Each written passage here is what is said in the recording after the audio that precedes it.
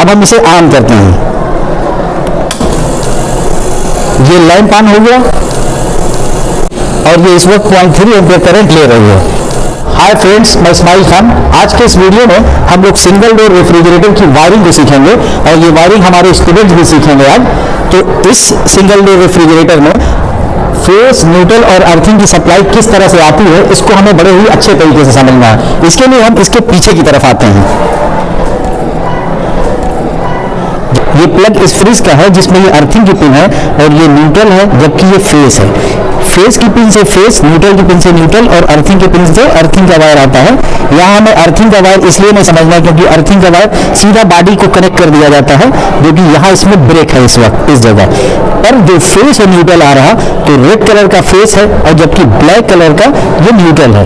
ये black, neutral और red face एक जैक के जरिए से इस सर्किट को आ रहा है और यहाँ पर हम ये देख रहे हैं कि जो ब्लैक वायर आया है इसमें से दो वायर हो गए। एक वायर तो फ्रिज के अंदर चला गया, जबकि दूसरा ये ब्लैक वायर सीधा रिले से कनेक्ट है। इसका मतलब इस कंप्रेसर को न्यूट्रल मिल गया। अब इसे चलने के लिए फेस की जरूरत है। वो फेस यहाँ से अंदर की तरफ जाता है, क्योंकि अंदर थर्मोस्टेट स्विच है। अगर वो स्विच ऑन होगी तो वही फेस रिटर्न होता है और ये फेस इस ओवरलोड से कनेक्ट है। इस तरह से जब अंदर थर्मोस्टेट ऑन होता है तो ये कंप्रेसर रन करने लगता है, क्योंकि न्यूट्रल यहाँ डायरेक्ट है। अब अंदर हमारे पास इसमें रोशनी के लिए एक लैंप होता है। उस लैंप के लिए ये ब्लैक कलर का जो दूसरा वाला वायर था यहाँ से न्यूट्रल अंदर चला गया। ये फेस वायर भी अंदर गया है और ये थर्मोस्टेट पर जिस पिन पर गया है उसी जगह से ये बल्ब की स्विच में चला जाता है और स्विच से होता हुआ ये लैंप में चला जाता है। इसको भी अंदर समझ लेते हैं। ये वायरिंग इस वक्त खुली हुई है और यही वो जैक है जहां से न्यूट्रल ये डायरेक्ट आ रहा था।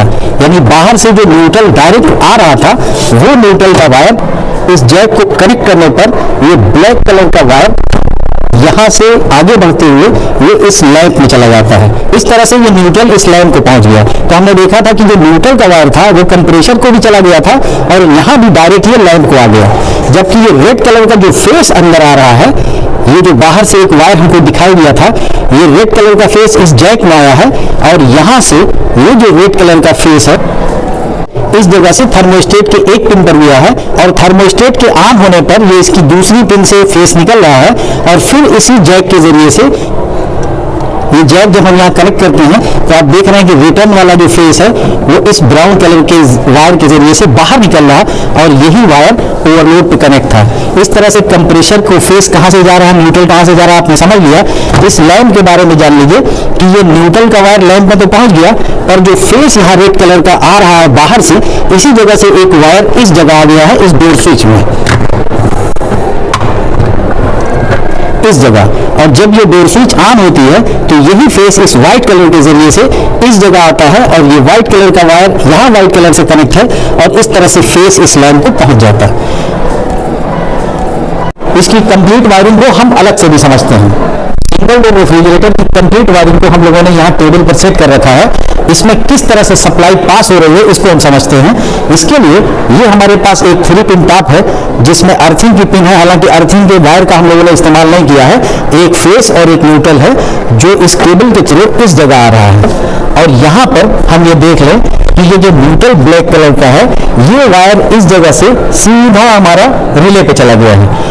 जो न्यूट्रल रिले पर पहुंच रहा है वही न्यूट्रल सीधा इस लैंप में आ गया। इसका मतलब इस कंप्रेसर को भी न्यूट्रल पहुंच गया और इस लैंप को भी न्यूट्रल पहुंच गया। अब हमें फेस की सप्लाई को समझना है। तो ये फेस की सप्लाई है जो इस थर्मोस्टेट के इस पिन पर आ रही है और जिस पिन पर ये फेस सप्लाई आ रही है उसी जगह से डायरेक्ट ये फेस इस डोर स्विच में पहुंचता है। जब डोर स्विच ऑन होती है तो यही फेस लैंप में पहुंच जाता है। इस तरह से इस डोर स्विच के ऑन होने पर ये लैंप ऑन हो जाता है। जबकि जो फेस इस थर्मोस्टेट के टर्मिनल पर पहुंचा है, जब थर्मोस्टेट ऑन पोजीशन में होता है तो यही फेस इस पिन से निकलता हुआ सीधा इस ओवरलोड पर पहुंच जाता है। इस तरह से थर्मोस्टेट के ऑन पोजीशन में हमारा कंप्रेसर रन कर रहा होता है और इस डोर स्विच के ऑन पोजीशन में ये लैंप भी ऑन रहता है। स्विच के ऑन ऑफ होने से सिर्फ लैंप ऑन ऑफ होता है। इस कंप्रेसर से इसका कोई लेना देना नहीं, क्योंकि ये एक अलग सर्किट है, जबकि ये एक अलग सर्किट है, कंप्रेसर की अलग सर्किट है। कंप्रेसर अगर ऑफ होता है तो ओवरलोड के ट्रिप होने से होता है या थर्मोस्टेट के कट ऑफ होने से होता है। लेकिन लैंप के लिए सिर्फ ये स्विच है। इस पूरी वायरिंग को हम लोग रन करके देखते हैं। इसके लिए हम इस प्लग को इस सॉकेट से कनेक्ट कर लेते हैं और जब हम स्विच को ऑन करेंगे तो हमारा लैंप भी ऑन हो जाएगा और ये कंप्रेसर भी ऑन हो जाएगा, क्योंकि डोर स्विच भी ऑन पोजीशन में है, थर्मोस्टेट भी ऑन पोजीशन में है। तो हम इसे ऑन करते हैं। इसे ऑन करने के पहले हम फेस या न्यूट्रल किसी भी एक वायर में एम्पियर मीटर को अपने सेट कर लेंगे और एम्पियर मीटर इस वक्त एम्पियर मोड में है और ये 200 एम्पियर पर सेट है। इसे हम लोगों ने यहां पर कनेक्ट कर लिया। अब हम इसे ऑन करते हैं। ये लैंप ऑन हो गया और ये इस वक्त 0.3 एम्पियर करंट ले रही है। ये लैंप इस डोर स्विच के ऑन होने पर ऑन और इसके ऑफ होने पर ऑफ होता है। यानी जब डोर को हम क्लोज करते हैं तो ये प्रेस हो जाती है, जिससे ये लैंप ऑफ हो जाता है, और जब डोर ओपन होता है तो ये फिर से ऑन हो जाती है। यानी डोर के प्रेस होने पर ये ऑफ हो गया और डोर के खुलने पर ये ऑन हो गया। जबकि इस वक्त थर्मोस्टेट से जो सप्लाई जा रही है वो इस कंप्रेसर को रन कर रही है। अगर हम चाहें तो थर्मोस्टेट से ऑफ कर सकते हैं या अपने से हम इसे मेन स्विच से भी ऑफ कर सकते हैं। उम्मीद है सिंगल डोर रेफ्रिजरेटर का ये वायरिंग का वीडियो आपको समझ में आया होगा। चैनल अभी तक सब्सक्राइब ना किया तो जरूर कर लें और ऑल नोटिफिकेशन बेल को भी प्रेस कर लें, जिससे मेरी आने वाली सभी नॉलेजेबल वीडियो सबसे पहले आप तक पहुंचे। Thanks for watching.